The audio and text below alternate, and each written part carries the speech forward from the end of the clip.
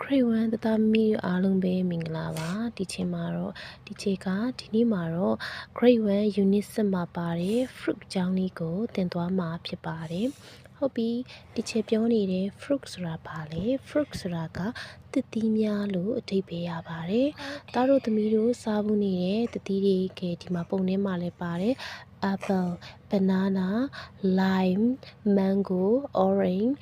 စသဖြင့်ပေါ့နော်နောက် coconut တို့လည်းရှိတယ်နောက်တစ်ခုကကျတော့ mango တို့ဟုတ်လားနောက်တစ်ခုကကျတော့နောက်ဘာသီးတွေစားဖို့လဲ dragon fruits ငကမောက်သီးဒါမျိုးလေးတွေပေါ့နော်အဲ့ဒီအသီးနှံလေးတွေအားလုံးကိုခြုံပြီးတော့ဒီချေတို့က fruit လို့ခေါ်ပါတယ်သစ်သီးများလို့ခေါ်ပါတယ်နော်သစ်သီးများကိုဒီချေတို့ဘယ်လိုစလုံးပေါင်းမလဲဆိုရင်fruit လို့ဒီချေတို့ကစလုံးပေါင်းပါတယ် fruit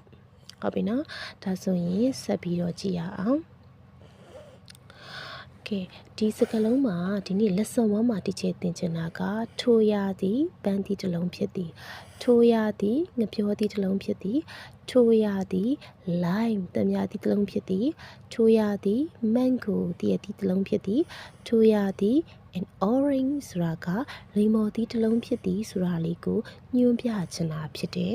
တယောက်ကိုကပြောချင်တာဥပမာအားဖြင့်ပန်းသီးတစ်လုံးကိုကင်ထားမယ်ဟဲ့ဒီမှာကြည့်ပါဦးဒါလေးကလေပန်းသီးအဲ့ဒါလေးကိုပြောချင်ရင် is an apple နော် an apple လား apple လားဆိုတာကိုကွဲပြားသိဖို့အတွက်ဒီချက်ကတစ်ခုလောက်တော့သင်ချင်ပါတယ်အဲ့ဒါဘာလဲဆိုရင် A E I O U ဆိုတဲ့ vowel သရလေးရှိပါတယ်ဟုတ်ပြီနော် A I O U ဆိုတဲ့စကားလုံးတွေရဲ့ရှေ့မှာအမြဲတမ်းဒီ ANN လိုက်ပါတယ်ကျန်တဲ့စကားလုံးတွေရဲ့ရှေ့မှာတော့ဒီချေတို့က A လိုက်ပါတယ်ဒါဆိုရင်ဒီရဲ့ apple ကိုကြည့်ပါဦး apple ဒီဘယ်စကားလုံးကနေစပြီးတော့ရေးရပါသလဲ A ကနေစရေးတာ APPLE apple ဟုတ်ပြီသူ့မှာ vowel သရပါသလားပါပါတယ်